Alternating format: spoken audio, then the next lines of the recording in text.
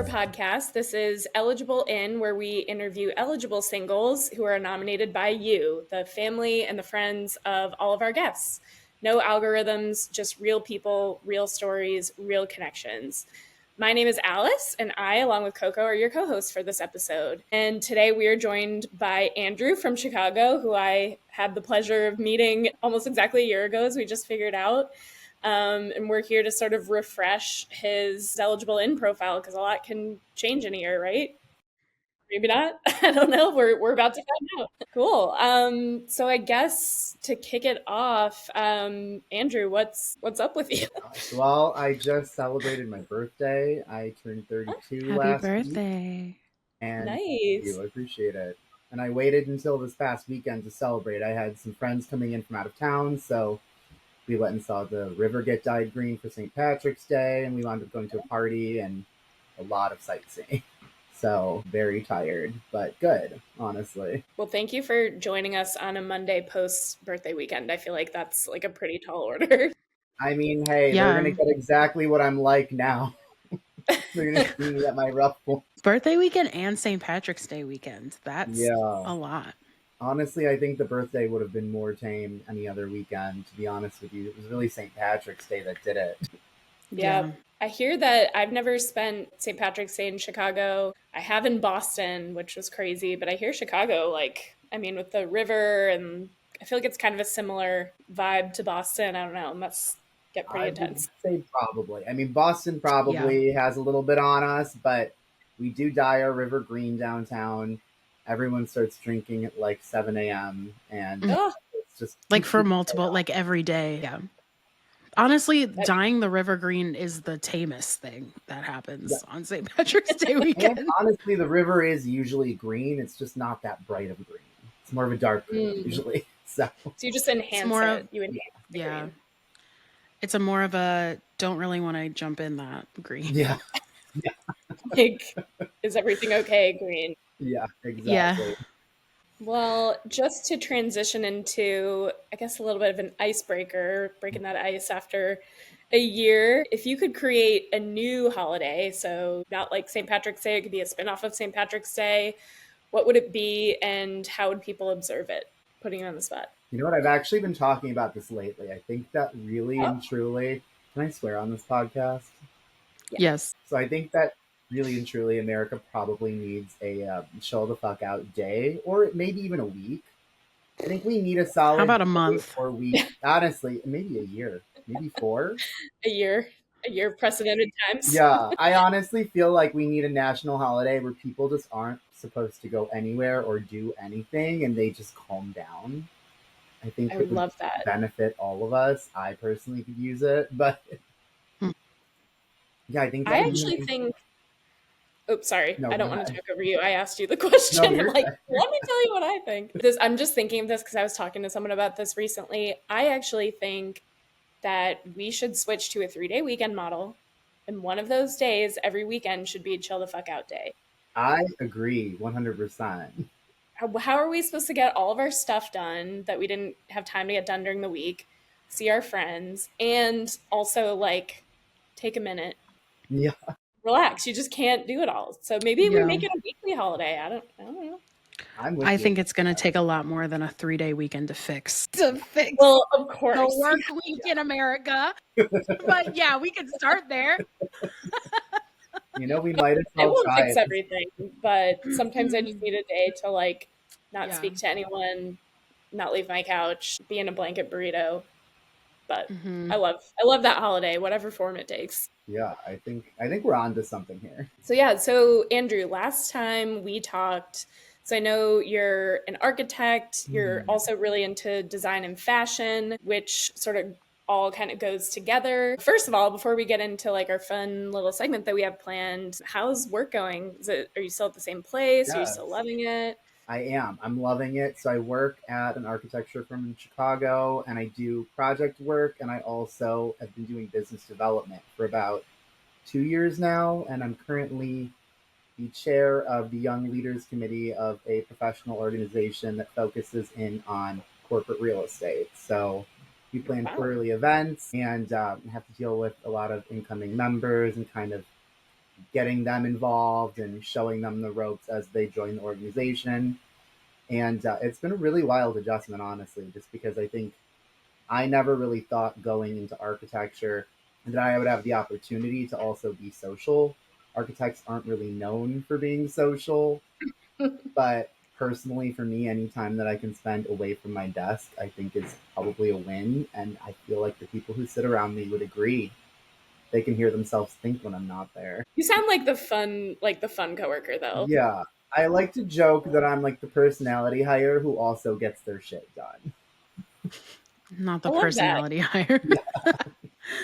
Best of both worlds. You're Yeah, fun exactly. and you Yeah. actually get shit done.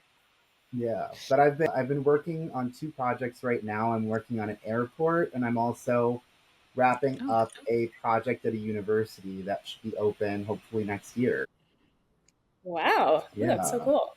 we're in the very cool. process of going through the building, and we do something called punch listing, which is you go floor by floor and check all of the spaces to make sure they align with your drawings, and anything that seems off, you actually drop a pin basically on the floor plan and take pictures and write a description. And it's been really interesting. I've never done that previously to this, so I'm learning a ton from it, and a lot of things that I would probably do differently on future projects just from kind of seeing the way that they actually get built. So it's really cool to learn from that. That's really interesting. I would be very bad at that. Walking through a building and like being like, oh, that doesn't look like a drawing I made months ago. I'd be like, looks good, guys. I think we're done here. Yeah. It's a certain level of OCD, I think, to do it, but it's a good outlet for that type of behavior. That's awesome. Andrew, since you're into fashion, we're going to do a blind ranking with you, 1 through 10. I'm going to read off a style, like a fashion style, and you're going to put it as whichever from 1 to 10, 10 being the least, 1 being the best of all of these styles. You ready? Okay, so the first one that I'm going to read to you is bohemian or boho, characterized by flowy fabrics, earthy tones, and eclectic patterns. Often includes vintage pieces, layered jewelry, and a relaxed, free-spirited vibe. Where would you rank bohemian style, 1 to 10? Say maybe 5. Okay. Starting safe, starting in the I middle. think like 10 years ago it would have been higher up on the list, but I think now things have shifted for me. Yeah. Okay. Our second style is minimalist, focuses on simplicity and clean lines, typically features neutral colors, basic silhouettes, and a less is more philosophy. I'm gonna say 6. Next, we have vintage, inspired by past decades, incorporating retro clothing and accessories. Where would you rank vintage? Probably like an 8. Yeah, I think vintage. Said 8. Yeah, I hope I didn't just waste his stuff. I was going to say, I feel like that might be a hot take for some people, but Oh yeah, I like vintage, honestly. yeah. I just feel like so many people like vintage graphic tees and like all that kind of stuff. Mm, Are you like, Andrew, are you a good thrifter? Like a yes, good thrift store person? I actually go through it regularly, so Because I feel like that is a true talent. And like, I do not have it. So anyone that can find really good stuff in a thrift store, I'm impressed. I will say Yeah. I don't go to like the really hardcore thrift stores. There are thrift stores that kind of curate what they buy more, so that you don't have to kind of fish through everything as much. And I think that's really where I have the most luck. But sometimes I Mhm. love to go to like a village discount or something and just go through the massive space and find stuff too. Yeah. That's awesome. It takes a lot of patience, honestly, Yeah. is what it mostly is. Sometimes you Yeah. leave Yeah. with absolutely nothing. Mhm. And you know what? That's okay cuz sometimes your closet doesn't actually need more things. For the closet True right now, story. you would know that I don't need Yeah. this ever again, probably.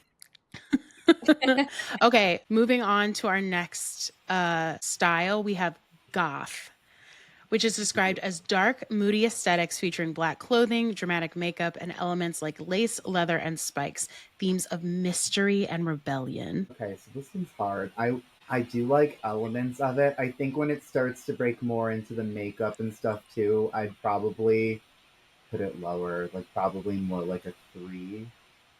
But I do like goth elements like integrated into style still. Sure, but you can only pick one number. Are you going to stick with We're gonna, 3? we're gonna do 3 then.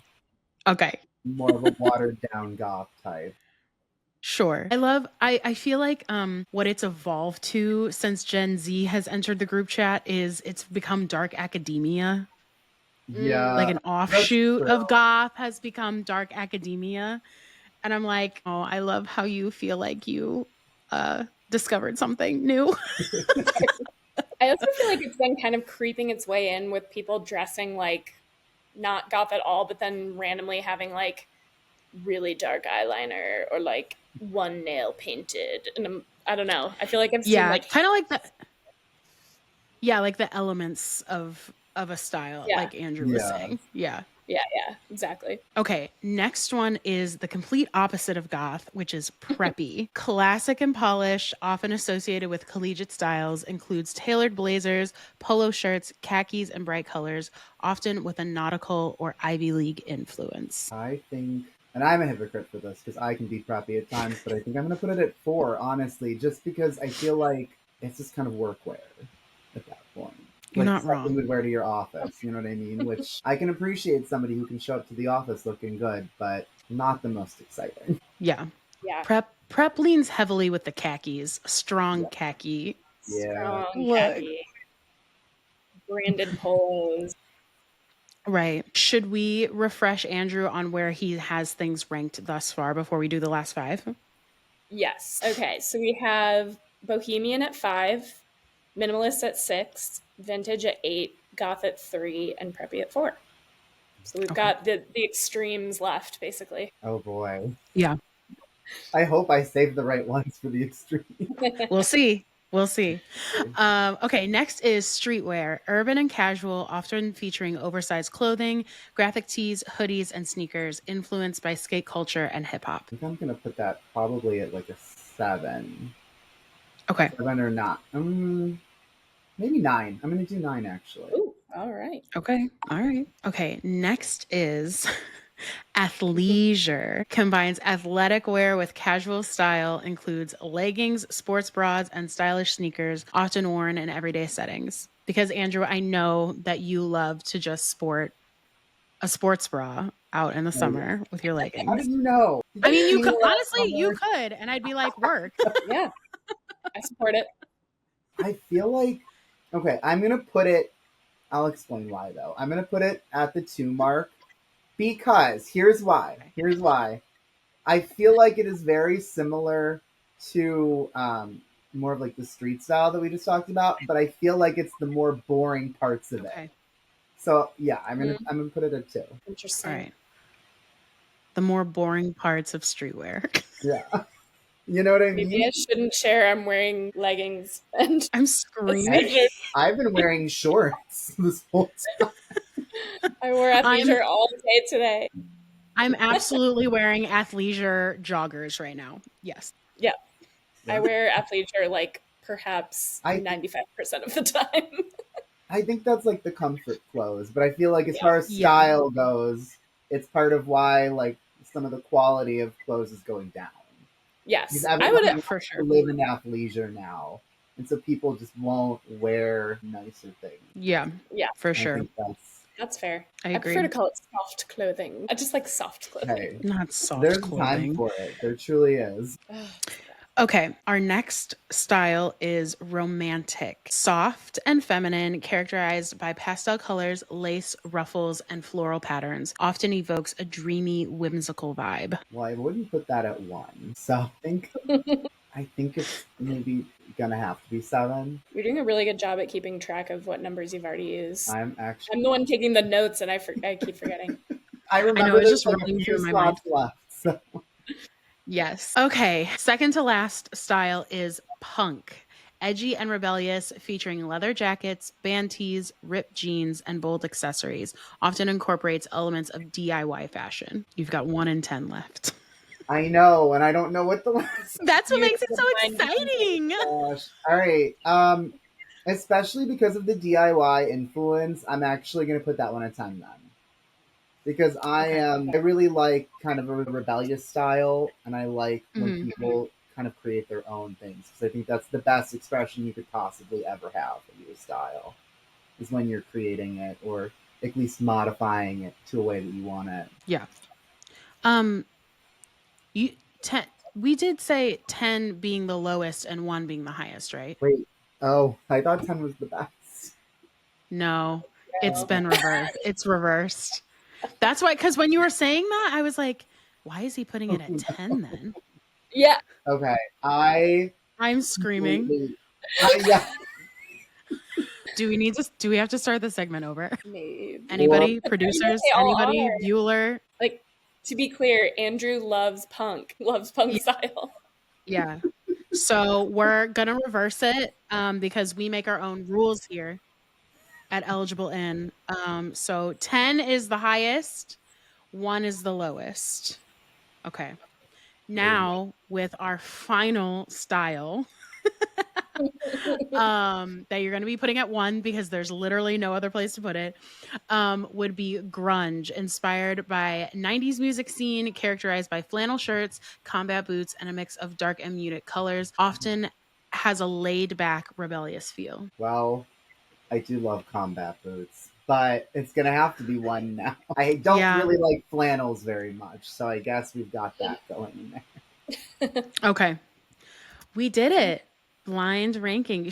Let's run down our Andrew's official blind ranking, 1 being the lowest, 10 being the highest. Yes. Alice, will you do the honors? Yes, I am going to count this down or up. Wait, this is too You're much counting for my up. You're counting up. You're counting up. brain. Okay. So 1, grunge. 2, athleisure, which is ruining clothing as we know it in style. 3, goth. 4, preppy because it's boring. 5, bohemian, except might have been different a couple years ago. 6, minimalist. 7, romantic. 8, vintage. 9, streetwear. 10, punk. And to be clear, Andrew loves punk. But he doesn't like flannel. Yes, but does like combat boots. Yeah. Yes. Yes. Just so you know. Okay. And he loves elements of goth, just so we're clear on all of these. Honestly, I would say I like elements of all of them. I think it's really about how you style it. And I think if we're taking some of them as like the most extreme versions or like the stereotypes of the style, then yeah, I mean, it becomes harder to get behind it. I mean, for Yeah, me, fair.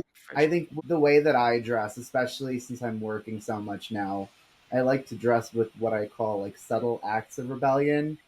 So you'll wear mostly clothes that are work appropriate, or I'll go to an event with like a suit, but I'll have Doc Martens on with it, or I'll have like a button-down shirt that I took a marker to and actually outlined all the edges so it looks like a cartoon. That's cool.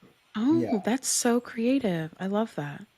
I love that. It's exciting. You And then know, people- for somebody who said they didn't like DIY, no, Yeah. but I did like well, you that. were Oh, that's right. that. See, we're still getting confused. I We're know. getting confused. Okay. It's okay.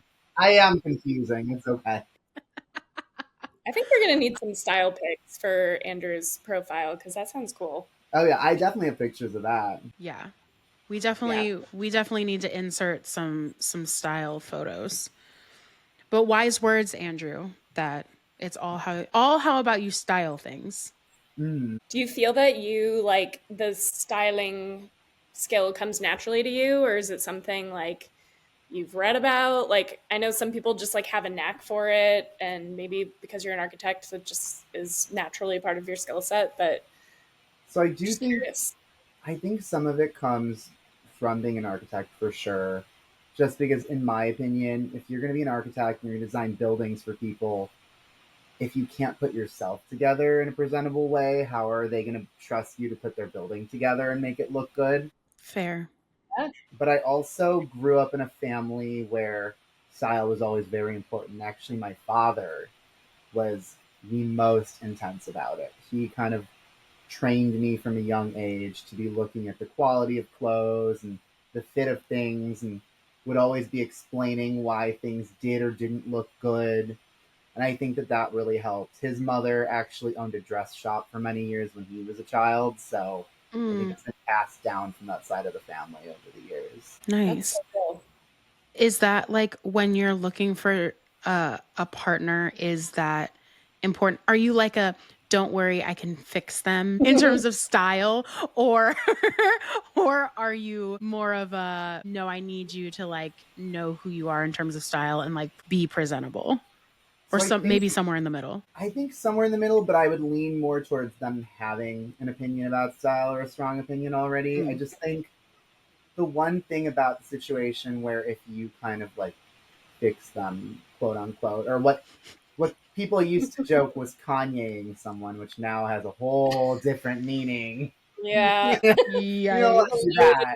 But when he went in and overhauled like Kim Kardashian's whole closet, for example, and like threw everything out and started from scratch, I don't want to do that because I feel like what I find attractive about style is kind of that confidence and having that Mm. vision for how you want yourself to be styled. So I think I would definitely want someone who already has a sense of her own style. And yeah, I mean, obviously, I would weigh in on it and whatnot if she wanted an opinion, but I think it's kind of important to have some of that already. Well, I feel like that's a really good segue into something we kind of wanted to focus on with you today, Okay. which is navigating relationships when you're in either a work or a social setting where you see the same people regularly. Mm-hmm. So, given that you're an architect and that has really kind of informed or just like sort of dovetailed with your passion about style and fashion, I don't know if you have dated anyone you've worked with. I don't know if we're going in too hot there, but has that been like something that's come up because the people that you work with, I assume, I mean, I love that comparison you made to like, if you can't put yourself together, you can't really put like a building together. You probably work with a lot of people that also have like an aesthetic and a personal style. Have you found yourself like attracted to someone you regularly see in a work or a social setting? And if so, how have you kind of navigated that? Not well.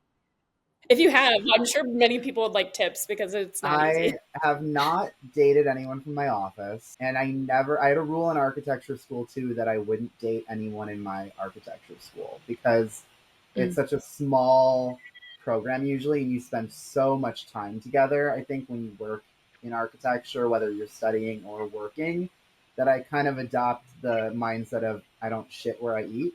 There are women with amazing style in architecture. I will say that right now. Shout out to them. It's nothing against them. It's purely self preservation, I would say, if anything else. But I That's think fair. I would date somebody in the industry for sure. I just think she couldn't work in my office. And I'm not saying I never would date somebody either. If she was Sure. really the right person, I would just get over it and be like, okay, we work together, but this is real. But I Yeah. think somebody in the industry for sure, and maybe somebody on the business development side, even just because I think that there's a certain amount of similarity then between myself and other people that are in that realm of the industry, just because to do it, you have to be fairly personable. You have to be comfortable with going into situations where you might not know anybody, honestly, and you have to be able to converse with people and make friends and just kind of work through it, even if you're pretty stressed out in the moment, which I Yeah. personally have been many times going to events. So I think that, and then also just not having to explain myself because a lot of times I have events that will last, until 8, 9, 10 o'clock at night, depending on the event. And the last thing that I really want to do is have to explain myself when I'm going out for work. I don't really want to Mm. hear, why are you coming home so late? Do you really have to go to that work event? Granted, Yes. there is a time and place for it, and sometimes you have to put your foot down and draw a boundary with work as well, so that you can enjoy your life Mm. and have a healthy balance, which someday I hope to understand fully. But Maybe a 3-day work week yeah, 3 day or a work 3-day week. week. Yeah, well, and don't Or forget our 3-day total work workout week. 3-day work week holidays sounds too. great. Yeah, 3 day work week Ooh, sounds 3-day even better, weekend. honestly. I'll sign whatever for that if you have a petition going. Starting. You heard it here first. Perfect. Yeah. Starting the revolution, Mm. but not grunge, edgy. Yes. Yeah. With combat boots. If combat Combat boots are boots. Combat involved, boots are welcome. Yeah, Yeah. yeah. Combat boots are welcome to the revolution. Thank you. yeah. Yes. I think they're kind of a must, Yeah. don't you? It's Oh, true. one 100%. Honestly, Is it even the revolution? Doc Martens should just fund the revolution. They really should. Revolution sponsored by Doc Martens. I don't think the boat Hashtag shoes are sponsored. going to lead the revolution. So Yeah, no. Please, God, don't let the boat shoes lead it. unless they It'll bring be over boats. before it If started. they bring their boats, then it's okay. They can join too. Yeah, if you share the wealth and share your boats, Yeah. then we can have a conversation. But We'll help them. I'll help them pick new shoes. It's okay. Hey, I wore Sperry's when I was like 19. Oh, I did too. I had a I Sperry. wore some Sperry's in high school. Back in the day, Yeah. that was the shoe. I mean, It I was. lived It in New exploded. England. I lived in New England, so it was sort of like if you didn't. Oh, well, that's different Shunned. too. I found some cool ones though, but as soon as that trend was over, I threw them away or gave them away. Yeah. Well, I went to an all-girls Catholic high school, and so before going viral was a thing, that is kind of when like boat shoes exploded in like the second half of my high school career. So I traded my what we called Jesus sandals, which were Birkenstocks with socks for Sperry's. So I don't really know like which is worse, but Birkenstocks are coming back though now. I love Oh, Birkenstocks. I love Birkenstocks. Love. I've always loved Birkenstocks. I used to feel differently about them, and then one of my friends got them and was like, "You got to try these on." And I put them on, and I will say I get it now. I mean, Yeah. they like Really mold to your understand. foot. They those literally are mold to your feet. It was really comfortable. best. Yeah. And they actually Where look, would we put? What were you gonna say? Sorry, Andrew. I was gonna say they actually look pretty good too, honestly. I think so. Yeah, and there's lots of different styles now, Yeah. like different styles of Birkenstocks. Where would we put? What style would we put Birkenstocks with? Like boho, maybe. Boho, I would I like think, boho. right? Yeah. Yeah, I could like see preppy a little bit depending on the style. Yeah, but they want their boat shoes. Yeah, and you know what? Fuck those guys. Yeah. Okay, Chad. You're right. Andrew, so for people who don't know, Andrew was actually one of our very first interviews that we did. And a year later, he was like, can I have a second chance, a redo, follow up? So since a year has passed, Andrew, what has dating been like? Has it been better? Has it been worse? A year passing, and like have you had any like wants or desires in terms of what you want or what you want in a partner? Have they changed? Have they stayed the same?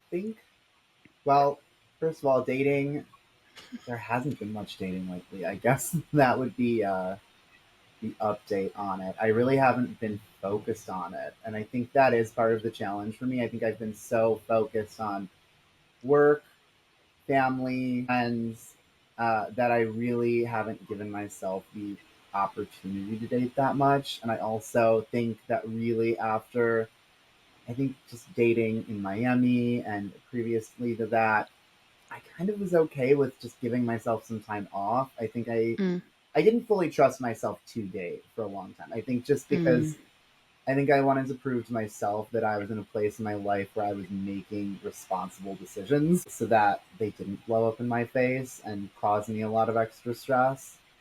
So I think that would be the biggest thing is I do finally feel like, everything's really leveled out nicely right now in my career. I feel like my life is fairly manageable. I actually won an award recently for my work even. Congratulations. Thank you. It was really exciting. I almost didn't bring it up today, but I was like, I guess I should say it. You can brag about yourself. I've been Do trying it. not to because if I brag too much about myself, the ego will go too far. So that is one thing that I will say too. One thing that I definitely want in a girlfriend is somebody who can keep my ego in check. It's like, Okay. definitely All right. somebody who can still build me up and make me feel good, but who can also feel comfortable telling me when I'm going too far. Because I think it's so easy to surround yourself with people who do just build you up and just kind of blindly let you go and do whatever you want with that. I personally like to be kind of kept in check on things and held accountable because I think it's healthier for me. Yeah. That's very self-aware. Yeah. Very honest. I honestly was not expecting an answer like that. Me neither. Wow. Well, on that note, I mean, because I think it's great that you've spent the last year just focused on yourself. I think that's just as important to dating as actually dating is. Do you feel like in the last year, with sort of taking the focus off dating a little bit and just kind of living your life, other than having that very beautiful observation that you want someone who can keep you in check, but while also building you up, is there anything else you've learned about yourself in the past year that you feel like is going to inform this like next foray back into dating? I think I also definitely want someone who can fit nicely into my life, but at the same time has her own life.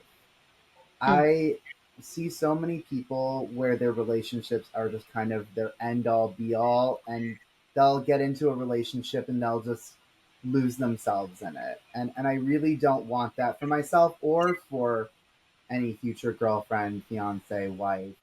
I want both of us to be able to very much still be ourselves and to still stay connected to all of our friends and family. I think that that's so important, and to really merge lives without having to choose one or the other. You know what I mean? Yeah. Yeah. Being a unit while also being autonomous Yeah.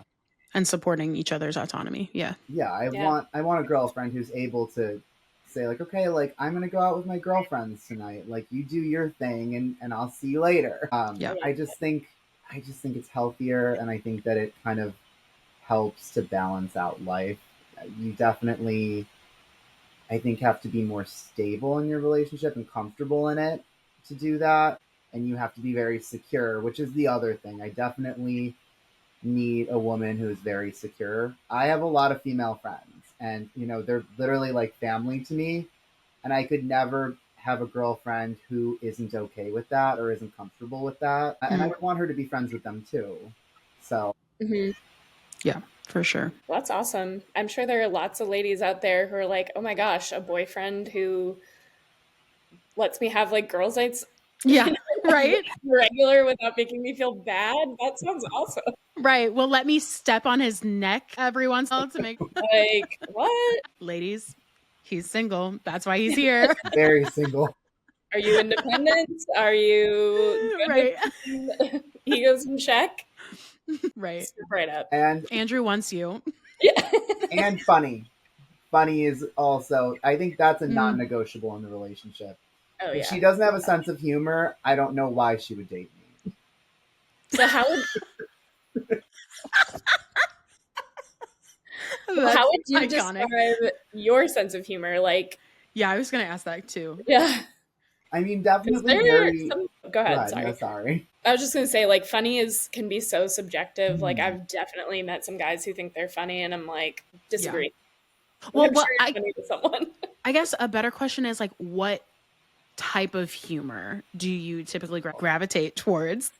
I pretty wide range. I think pretty much anything funny I'll laugh at. But I would say I love deadpan humor.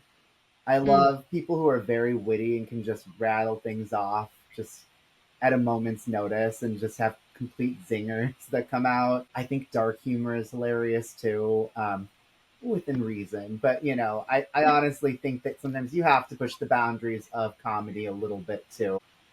And Hmm. then just somebody goofy, somebody who I can just really have fun with and laugh with and let loose and just have an amazing time. I think that that's so important. And as you get older and you want to build a life with someone and grow old with them, so many things fade. We fade, careers die down, children grow up and they move out of the house and have their own lives. But I feel like somebody who is going to make you laugh, and I think somebody who is creative will always keep things fresh and exciting. And I think that that's something that I definitely know that I want. That's awesome. Yeah. Perfect answer. Yeah, no notes. Truly. This is kind of like a funny question, and I don't know if this is going into the deep area that we've kind of forged into, but have you ever been on a date where like either you being funny or telling a joke or vice versa, like your date hasn't landed and it's been like really awkward? Yes. It was Mm. really, really rough. I Oh. realized so rapidly in the dinner, and it was actually in college. And we had Okay. gone from campus into the city because I went to school in Washington, D.C. So we went over to Chinatown. We went out to dinner. And I realized really quickly that she just was not getting my jokes, was not really catching on to it. Either that or maybe I was less funny back then. That's also entirely possible and much more awkward than I am now. But yeah, I realized pretty rapidly, and the date got pretty awkward. And then the worst part was that we still had to like leave and go back to campus together. It would have been weirder to be like, okay, well, bye. Even though we're going to the same place, I'll see you later. Right. So Yeah. we rode the train all the way back to campus, and I honestly think she ran away practically when we got to. Oh no. Oh my I was still God. gonna be polite. I was still gonna walk her to her dorm and everything. Sure. Yeah. I was like, this went badly, but let's not make it worse. And yeah, I think she also felt the same way, that it had just gone very badly. Mm. Well, you got to have those bad dates to realize when you're on a good one, right? Yeah, it makes you appreciate the good ones that much better. Truly. I think we've all had those. So Yeah. Any final thoughts? Anything like that you think we can't end this interview without people knowing about you or what you're looking for? I guess maybe the one other thing we didn't talk about, as far as like qualities or characteristics that would be important, is I think another thing that I've learned over the past few years is I definitely want to end up with somebody who is a positive person. I mean, don't get me wrong, we can all joke and everyone has their day where they like to shit talk a little bit. I'm not saying you can't do that, but I think overall, I would really prefer to be with somebody who tries to build people up and not tear them down. I think one, that would probably just be healthier for the relationship in general. But also, Yeah. I just think it says a lot to me about somebody when they just kind of start verbally attacking strangers for no reason or something, or like just immediately picking out people and making fun of them who they've never talked to. So I think that's another really important thing, honestly. Just especially now in this time, I think so many people are having such a hard time. People are going through so much right now that I definitely want to be with somebody who cares about helping other people and building them up, and also that cares about working with, I guess, charity and philanthropy too in some way, shape, or form, or at least believes in working towards that. wow, I love that. Love that. Yeah. All right. Well, Andrew, I cannot believe it's been a year, but thank you so much for joining us today. We were so excited to hear that you wanted to come back on and give us an update. And it was so cool to hear about everything you've been up to and learning and what you're looking for. So if any of you out there know someone who would be great for Andrew based on what you just heard and hopefully watched, visit our website, eligiblein.com, to request an introduction. Or if you have a loved one who you'd like to nominate to be on Eligible In, you can find a nomination form on our website. So thanks for joining us, and we'll see you on the next one. Thank you for having me. Thanks, Andrew. Thanks, Andrew. Thanks for listening to Eligible In, a production of Eligible In Media. Our theme song is by Monster Rally. If you see someone you like on our show, or if you would like to nominate yourself or someone you love to be interviewed by us, please visit us at eligiblein.com for more information, including a link to subscribe to our newsletter, where you can stay up to date on our newest episodes, as well as exclusive features of our eligible people. Lovely you.